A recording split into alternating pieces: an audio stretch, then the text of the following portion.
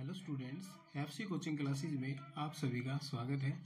आज इस वीडियो में हम क्लास 12th के जो इनऑर्गेनिक केमिस्ट्री का चैप्टर है हमारा कोऑर्डिनेशन कंपाउंड, उसके असर्शन एंड रीजन टाइप के क्वेश्चंस करेंगे। तो हमारे पास जो असर्शन एंड रीजन टाइप के क्वेश्चन होते हैं उसमें हमें 4 स्टेटमेंट यानी कि 4 ऑप्शन पहले से दिए होते हैं। अलग से हर एक क्वेश्चन में हमें ऑप्शन नहीं मिलते। अब जो इसमें ऑप्शंस होते हैं इसमें फर्स्ट होता है, जैसे कि हमारे पास जो 2 स्टेटमेंट हैं, फर्स्ट होती है असर्शन और सेकंड स्टेटमेंट जो है रीजन होता है। फर्स्ट स्टेटमेंट में जैसे है असर्शन और रीजन यदि दोनों सही हैं और जो सेकंड स्टेटमेंट है फर्स्ट वाले का यदि रीजन है उसको एक्सप्लेन कर रहा है तो हमारा ए ऑप्शन आएगा। और यदि जो हमारा असर्शन और रीजन है दोनों सही हैं लेकिन रीजन असर्शन को एक्सप्लेन नहीं करता है तो हमारा ऑप्शन बी आएगा। और यदि जो हमारा असर्शन सही है लेकिन रीजन गलत है तो सी आएगा। और जो डी है असर्शन यदि गलत है रीजन सही है तो हमारा ऑप्शन डी आएगा। क्वेश्चन दे रखा है NF3 is a weaker ligand than NCH3 thrice. ये हमें स्टेटमेंट है, इसके अंदर हमें 2 लिगेंड्स दे रखे और पूछा कि वीकर लिगेंड यहाँ पे कौन बिहेव करेगा वीकर लिगेंड की तरह, यानी कि यहाँ बता रहे कि NF3 वीकर लिगेंड है और रीजन दे रखे NF3 जो है यदि उसको आयनाइज करेंगे तो हमें यहाँ पे F नेगेटिव आयन मिलेगा एक्वस सॉल्यूशन के अंदर। तो चलिए देखते हैं इसमें होगा क्या कि जो हमारे पास NF3 है एक वीकर लिगेंड है। फ्लोरीन जो है यहाँ पे फ्लोरीन होता है highly negative, highly electro negative, fluorine होता है हाईली इलेक्ट्रोनेगेटिव। तो ये क्या करेगा, नाइट्रोजन के पास से इलेक्ट्रॉन, जो इलेक्ट्रॉन्स होते हैं अलग उसके जो भी लोन पेयर होते हैं इलेक्ट्रॉन्स के, उनको क्या करेगा अपनी तरफ अट्रैक्ट कर लेगा अपनी तरफ, यानी कि इसके इलेक्ट्रॉन विड्रॉ कर लेगा। सीधा हम क्या कहना चाह रहे हैं, जो फ्लोरीन है नाइट्रोजन के इलेक्ट्रॉन्स को विड्रॉ कर लेगा और इसको बिहेव नहीं करने देगा, या फिर क्या कहें do not Liggett the nitrogen को लिगेशन करने ही नहीं देगा, यानी कि उसको लिगेंड की तरह बिहेव करने ही नहीं देगा। लेकिन जो हमारे पास CH3 ग्रुप है, यानी कि हमारे पास ये जो CH3 ग्रुप मिथाइल ग्रुप हो गया, ये हमारे पास क्या होता है, इसके अंदर इलेक्ट्रॉन रिलीजिंग होता है। ये हमारे पास क्या होता है, इलेक्ट्रॉन रिलीजिंग। इसका नेचर कैसे, इलेक्ट्रॉन रिलीज। तो ये नाइट्रोजन को इलेक्ट्रॉन देगा और नाइट्रोजन को इलेक्ट्रॉन देगा तो अच्छी तरह से बिहेव करेगा लिगेंड की तरह। तो ये फर्स्ट स्टेटमेंट हमारे पास ट्रू है। सेकंड स्टेटमेंट में कह रहा है कि जो NF3 है आयनाइज करेगा, F नेगेटिव आयंस देगा। NF3 आयनाइज होगा ही नहीं है कोई सॉल्यूशन के अंदर, क्योंकि फ्लोरीन हाईली नेगेटिव है, इसके इलेक्ट्रॉन्स अपनी तरफ अट्रैक्ट कर लेगा और एक्वस सॉल्यूशन के अंदर हाइड्रोलाइज नहीं होगा। तो ये हमारे पास फॉल्स स्टेटमेंट है। तो और ये इसको एक्सप्लेन भी नहीं कर रहा है। तो हमारे पास असर्शन ट्रू है लेकिन रीजन इनकरेक्ट है, तो हमारे पास इसका करेक्ट आंसर हो जाएगा ऑप्शन सी। हमें सिर्फ इनके ABC ऑप्शन का आंसर बताना, ये सिर्फ एक्सप्लेन करने के लिए था। नेक्स्ट क्वेश्चन देखो, हमारे पास FeCN6 3 नेगेटिव एक वीकली पैरामैग्नेटिक है, जबकि FeCN6 4 नेगेटिव डायमैग्नेटिक है। अब इस स्टेटमेंट को देखते हैं कि हमारे पास जो फर्स्ट कॉम्प्लेक्स दे रखा है FeCN6 3 नेगेटिव, इसमें सबसे पहले हमें क्या करना होता है, इनका ऑक्सीडेशन स्टेट हम कैलकुलेट करेंगे। जिसका हमें निकालना है उसको एक्स मानेंगे। साइनाइड यानी साइनोलिगेंड इसके ऊपर -1 चार्ज होता है और ऐसे 6 है तो -6 हो जाएगा। कॉम्प्लेक्स के ऊपर -3 चार्ज है तो ऐसा करेंगे -x को उधर लेके जाएंगे +x हो जाएगा। और ऐसा करने से हमारे पास जो Fe है इसके ऊपर चार्ज +3 आ गया। और ऐसे यदि हम दूसरा जो कॉम्प्लेक्स गिवन है यहाँ पे FeCN6 4 नेगेटिव, उस पे हमारे पास क्या हो जाएगा Fe+2, यानी कि हमारे पास पहले कॉम्प्लेक्स पे जो Fe है उसके ऊपर +3 ऑक्सीडेशन स्टेट है और जो सेकंड FeCN4 नेगेटिव वाले में उसके अंदर जो आयरन है उसके ऊपर +2 ऑक्सीडेशन स्टेट है। अब पैरामैग्नेटिक और डायमैग्नेटिक का कॉन्सेप्ट क्या है, यदि यहाँ पे हमारे पास Fe3 पॉजिटिव है, इसका कॉन्फ़िगरेशन लिखे है Fe3 पॉजिटिव का, तो हमारे पास क्या आएगा 3D5 निकल के आएगा। और 5 यहाँ पे साइनो एक स्ट्रॉन्ग फील्ड लिगेंड है, पेयरिंग करवा देगा। डी ब्लॉक जो इसका D ऑर्बिटल है उसके अंदर पेयरिंग हो जाएगी, एक अनपेड इलेक्ट्रॉन बचेगा। और ऐसे ही यदि हम सेकंड वाले के अंदर देखें, उसमें भी हमारे पास क्या है, इसमें हमारे पास 6 अनपेड इलेक्ट्रॉन थे, 1 2 3 4 5 और 6। तो यहाँ पे 4 अनपेड इलेक्ट्रॉन है। अब ये जो स्ट्रॉन्ग फील्ड लिगेंड है साइनो, यहाँ पे ये क्या करेगा, इनकी पेयरिंग करवा देगा। तो ये यहाँ पे इनके पेयर बन गए। अब यहाँ पे जो साइनो लिगेंड है हमारे पास, वो क्या करेगा, अपने इलेक्ट्रॉन्स को डोनेट करेगा इसके पास। तो इस वजह से हमारे पास इसकी पेयरिंग हो गई। कोई भी अनपेड इलेक्ट्रॉन इसके पास नहीं है, इसलिए क्या बन गया, डायमैग्नेटिक बन गया। डायमैग्नेटिक, हम इसको क्या कहेंगे, डायमैग्नेटिक। और इसके पास अनपेड इलेक्ट्रॉन एक बचा हुआ है, इसलिए ये हमारे पास क्या है, पैरामैग्नेटिक। तो ये हमारे पास दोनों आ गए। कि रीजन में क्या रखा था कि Fe(3) नेगेटिव जो है उसमें आयरन है, उसका +3 ऑक्सीडेशन स्टेट है, इसमें +2 है। Fe(3) नेगेटिव पैरामैग्नेटिक भी है और ये डायमैग्नेटिक भी है। तो हमारे पास ये दोनों स्टेटमेंट ट्रू है। स्टेटमेंट दोनों ट्रू है, लेकिन दूसरी स्टेटमेंट पहले वाले को एक्सप्लेन नहीं करती है, इसलिए हमारा इसका करेक्ट ऑप्शन आंसर रहेगा बी। तो ये हमारा कंप्लीट क्वेश्चन हो गया। नेक्स्ट वाले में देखेंगे, हमें एक और कॉम्प्लेक्स दे रखा है टाइटेनियम H2O6 3 पॉजिटिव, और नेक्स्ट दे रखा है स्कैंडियम H2O6 3 पॉजिटिव। अब दोनों कॉम्प्लेक्स में ये पूछा है कि फर्स्ट कॉम्प्लेक्स कलर्ड है, सेकंड कलरलेस है।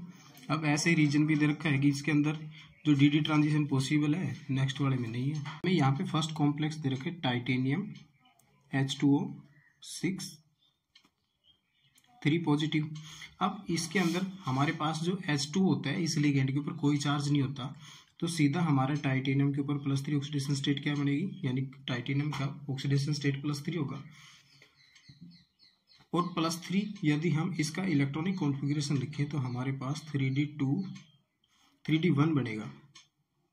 तो इसके पास एक अनपेड इलेक्ट्रॉन है, ठीक है, इसके पास क्या है, 1 अनपेड इलेक्ट्रॉन। ऐसे ही यदि हमें दूसरा जो कॉम्प्लेक्स दे रखा है स्कैंडियम H2O6 3 पॉजिटिव, इसमें हमें स्कैंडियम जो है ये इसके ऊपर कोई चार्ज नहीं है, न्यूट्रल लिगेंड है, तो हमारा स्कैंडियम के ऊपर भी ऑक्सीडेशन स्टेट +3 बनेगा।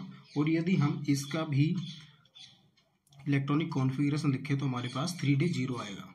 अब 3d0 है, कोई भी इलेक्ट्रॉन नहीं है, तो नो अनपेड इलेक्ट्रॉन क्या रहेगा, ये नो अनपेड इलेक्ट्रॉन। कोई भी अनपेड इलेक्ट्रॉन इसके पास नहीं है।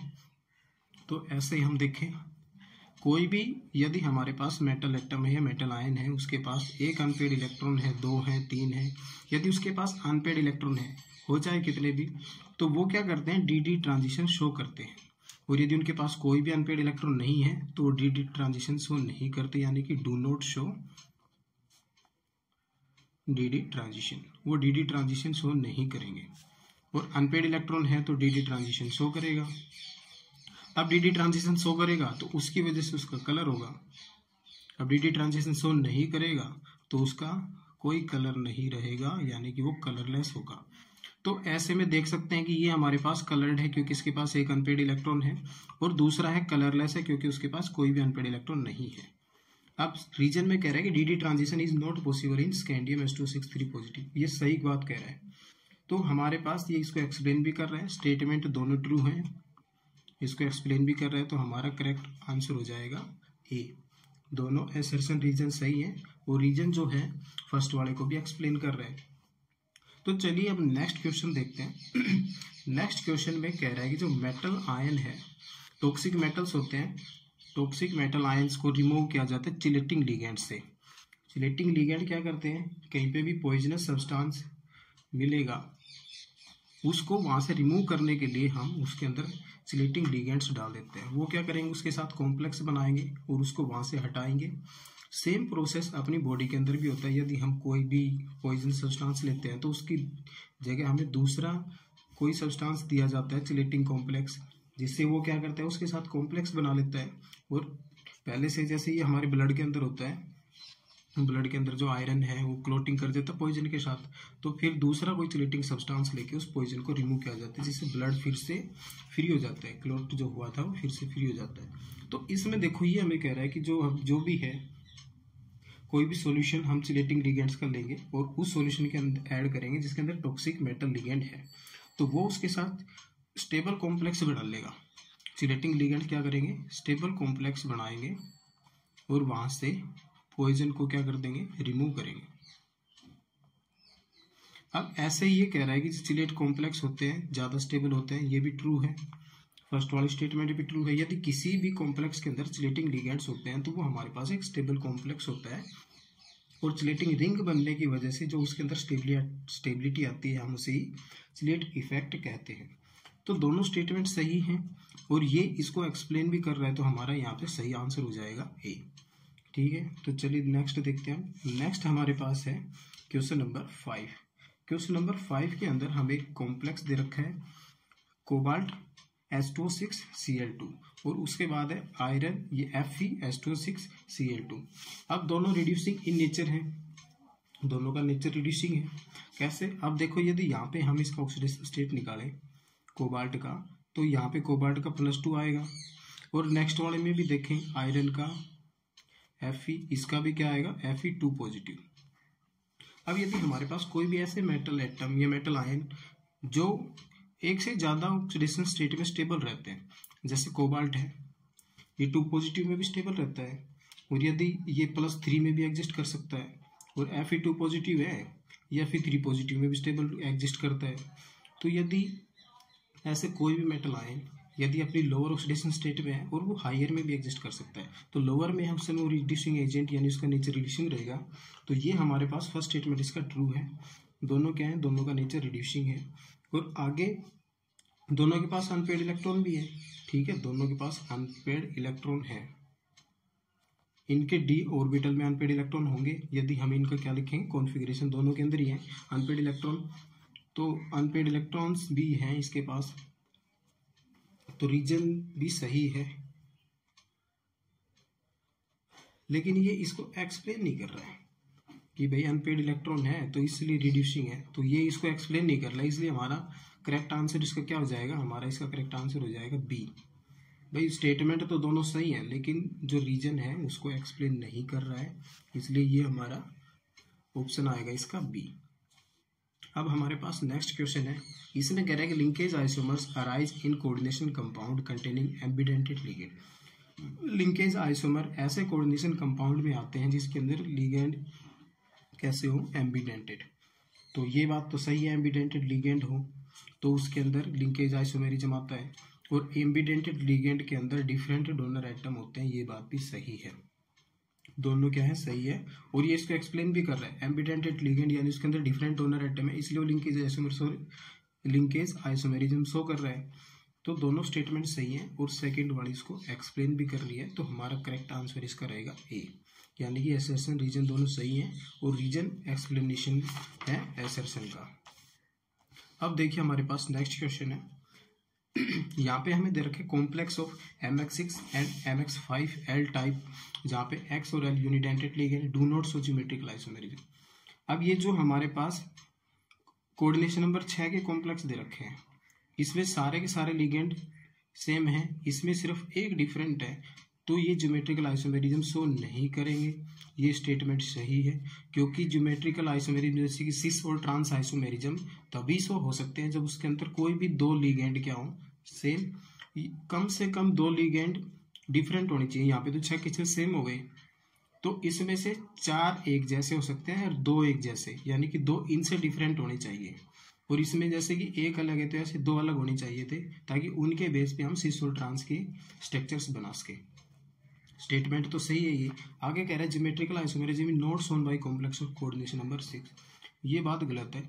ज्योमेट्रिकल आइसोमेरिज्म कोऑर्डिनेशन नंबर 6 वाले शो करते हैं, लेकिन ये ऐसे कह रहा है कि नहीं शो करते, ऐसा बिल्कुल भी नहीं है। कोऑर्डिनेशन 6 वाले आसानी से ज़्यादातर बल्कि क्या करते हैं, वो ज्योमेट्रिकल आइसोमेरिज्म यानी कि सिस और ट्रांस आइसोमेरिज्म शो करते हैं। तो यहाँ पे स्टेटमेंट दोनों, यानी ये स्टेटमेंट ट्रू नहीं है, it is not shown by, नहीं ये स्टेटमेंट क्या हमारे पास फॉल्स शो करते हैं, नोट का तो कोई मतलब भी नहीं है। ऐसे जो एग्जांपल यहाँ पे दिए है ना, ये दोनों कोऑर्डिनेशन नंबर 6 के हैं, ये शो नहीं करते। इनको छोड़ के जितने भी बाकी इनके टाइप्स होंगे सभी क्या करेंगे, ज्योमेट्रिकल आइसोमेरिज्म शो करेंगे। तो ये हमारे पास इसका आंसर आएगा सी। एसर्शन तो सी है, रीजन हमारा फॉल्स है, इसलिए हमारा सी ऑप्शन इसका करेक्ट आंसर होगा। अब हमारे पास ऐसे ही है क्वेश्चन नंबर 8। क्वेश्चन नंबर 8 में पूछा है कि जो Fe3 नेगेटिव आयंस है शो करेगा magnetic moment corresponding to 2 unpaired electron. इसमें ये कह रहा है कि जो हमारे पास ये कॉम्प्लेक्स है इसका मैग्नेटिक मूवमेंट है इसके 2 अनपेड इलेक्ट्रॉन्स की वजह से। तो चलिए ये देखते हैं कि इसके पास 2 अनपेड इलेक्ट्रॉन है भी या नहीं। Fe3 नेगेटिव, जिसका कैलकुलेट करना तो उसका एक्स मानेंगे। Cn इसके ऊपर -1 चार्ज होता है और ऐसे हमारे 6 लिगेंड है, कॉम्प्लेक्स के बाहर -3 चार्ज है, ये उधर जाएगा 6, तो हमारे पास +3 चार्ज आ गया। आयरन के ऊपर +3 यानी कि Fe+3 स्टेट में उसका कॉन्फ़िगरेशन बढ़ेगा 3d5। और Cn है एक स्ट्रॉन्ग फील्ड लिगेंड है, तो ये क्या करेगा, पेयरिंग करवा देगा उसके इलेक्ट्रॉन्स की। तो इसके पास अनपेड इलेक्ट्रॉन, ये इसके 5 इलेक्ट्रॉन थे वैलेंस शेल में, उनकी पेयरिंग होगी। एक अनपेड इलेक्ट्रॉन है इसके पास, ओनली 1 अनपेड इलेक्ट्रॉन, इसके पास सिर्फ एक ही अनपेड इलेक्ट्रॉन है। तो पहली स्टेटमेंट तो गलत हो गई भाई, इसका मैग्नेटिक मोमेंट एक अनपेड इलेक्ट्रॉन की वजह से है, ना कि 2 अनपेड इलेक्ट्रॉन की वजह से। अब because it has D2sp3 type hybridization, अब इसकी हाइब्रिडाइजेशन भी देख सकते हैं। ये हमारे पास d ऑर्बिटल था, d के बाद ऐसा आएगा, उसके बाद फिर से p आएगा। इसके पास 6 साइनाइड लिगेंड है। साइनाइड लिगेंड्स का काम होता है वो अपने इलेक्ट्रॉन्स को डोनेट करेंगे, 2 इलेक्ट्रॉन पेयर को। तो सभी, और डोनेट भी कहाँ पे करेंगे, वैकेंट ऑर्बिटल के अंदर। ये वैकेंट ऑर्बिटल थे, इनके अंदर साइनाइड लिगेंड क्या कर रहे हैं, अपने इलेक्ट्रॉन पेयर को डोनेट कर रहे हैं। 6 साइनाइड लिगेंड थे, 6 के 6 ने अपने इलेक्ट्रॉन पेयर डोनेट कर दे। अब कहाँ पे किए हैं, 2 तो हमारे पास डी के हैं, एक एस में किए हैं, और ऐसे ही 3 हमारे पास पी ऑर्बिटल थे, 3 पी ऑर्बिटल में हुए हैं। तो हमारी ये इसकी हाइब्रिडाइजेशन क्या है, D2sp3। तो ये स्टेटमेंट सही है, हमारा एसर्शन यहाँ पे गलत है, रीजन हमारा सही है। तो यहाँ पे हमारा बनेगा सी एसर्शन, यानी कि यहाँ पे सी, यहाँ पे बनेगा डी, जिसमें एसर्शन क्या हो, गलत, और रीजन सही हो। ऑप्शन कौन सा बनेगा, डी। हमारा डी ऑप्शन यहाँ पे करेक्ट रहेगा। तो चलिए अब नेक्स्ट देखते हैं। यहाँ पे कह रहे हैं chelates are less stable than ordinary coordination compound.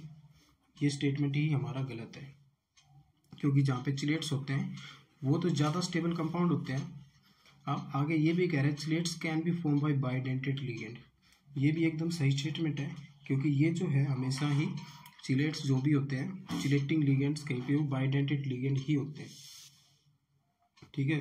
तो ये हमारे पास क्या होते हैं, हमेशा बाइडेंटेड लिगेंड ही होते हैं। तो हमारी स्टेटमेंट जो है यहाँ पे chelates less stable than ordinary coordination compound, ये फॉल्स स्टेटमेंट हो गई। Chelates can be form by bidentate ligand, ये एकदम ट्रू स्टेटमेंट है। ये राइट और रॉन्ग हमारे पास हो गए। अब यहाँ पे हमें स्टेटमेंट मिल रही है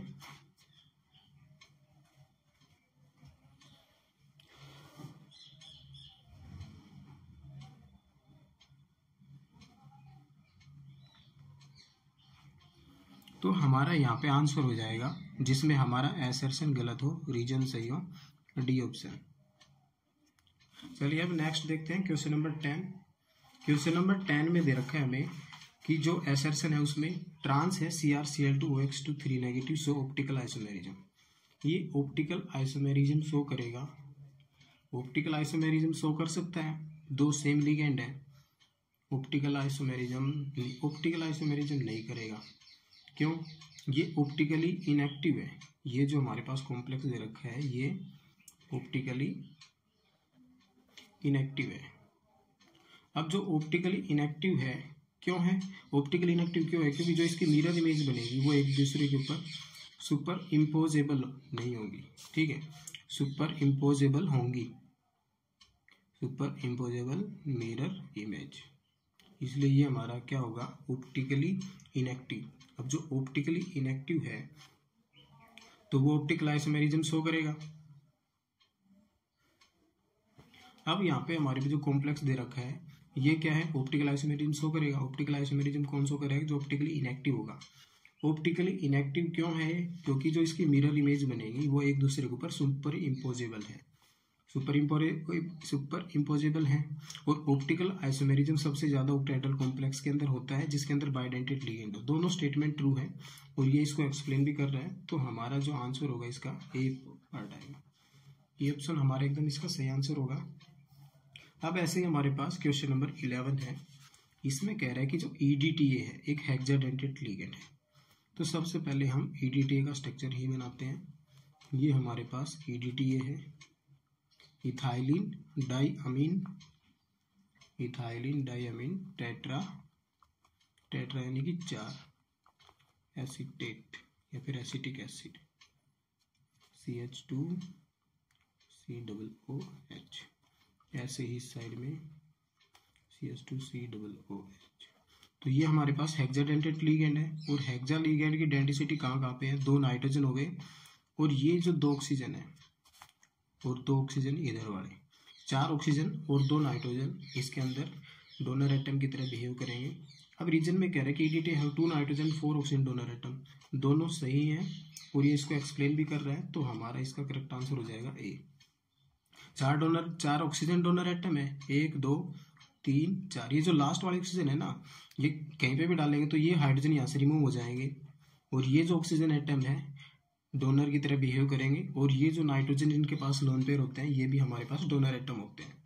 तो दोनों स्टेटमेंट ट्रू है। EDTA हेक्साडेंटेट यानी 6 जगह से बाइंडिंग है, साइट है इसके अंदर। अब नेक्स्ट क्वेश्चन हमारे पास, ये हमें एक कॉम्प्लेक्स दे रखा है CONS3। हम इसको लिखते हैं CONS3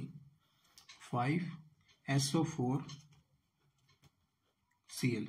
ये हमें वाइट प्रेसिपिटेट देगा जब इसकी सिल्वर नाइट्रेट के साथ रिएक्शन करवाएंगे। एकदम सही स्टेटमेंट है। जब इसको क्या करेंगे, उसके साथ सिल्वर नाइट्रेट के साथ रिएक्शन करवाएंगे यानी AgNO3 के साथ, तो ये वाइट प्रेसिपिटेट देगा। सही है। अब the complex dissociate to give chlorine and SO4 two negative ion. ये एकदम रॉन्ग स्टेटमेंट है क्योंकि जो भी कोऑर्डिनेशन कॉम्प्लेक्स हैं यदि उनको आयनाइज करेंगे तो जो बाहर वाले काउंटर आयन होते हैं सिर्फ वही अलग होंगे। ये सिर्फ 2 आयन देगा, एक तो हमें ये पूरा आयन मिलेगा पॉजिटिव चार्ज वाला और एक क्लोरीन नेगेटिव, सिर्फ 2 आयन ये ही मिलेंगे। SO4 यहीं पे नहीं मिलेगा, तो ये फॉल्स हो गया। यानी पहला स्टेटमेंट हमारा सही है, दूसरा हमारा गलत है। तो इसका आंसर बनेगा हमारे पास C, एसेप्शन सही है और रीजन हमारा फॉल्स है। अब हमारे नेक्स्ट क्वेश्चन है, ये 2 कॉम्प्लेक्स दे रखे हैं। इसमें कह रहा है कि जो कोऑर्डिनेशन कंपाउंड CON6 पॉजिटिव है, ज़्यादा स्टेबल है। सही है, ये ट्रू स्टेटमेंट है। अब ये ज़्यादा स्टेबल क्यों है? क्योंकि इसके अंदर बाइडेंटेट लिगेंड है और बाइडेंटेट लिगेंड भी कैसा है? चिलेटिंग लिगेंड, जो कि रिंग की फॉर्मेशन करेगा। और ऐसे कोई भी कॉम्प्लेक्स जिनके अंदर बाइडेंटेट लिगेंड यानी कि चिलेटिंग लिगेंड हो और जो रिंग की फॉर्मेशन करे वो हमेशा ज़्यादा स्टेबल होंगे। अब EN is a chelating ligand, bidentate ligand, ये भी ट्रू है और इसको एक्सप्लेन भी कर रहे हैं। तो हमारा इसका आंसर हो जाएगा ए। Thanks for watching. ये हमारे इम्पोर्टेंट क्वेश्चन थे इस चैप्टर के।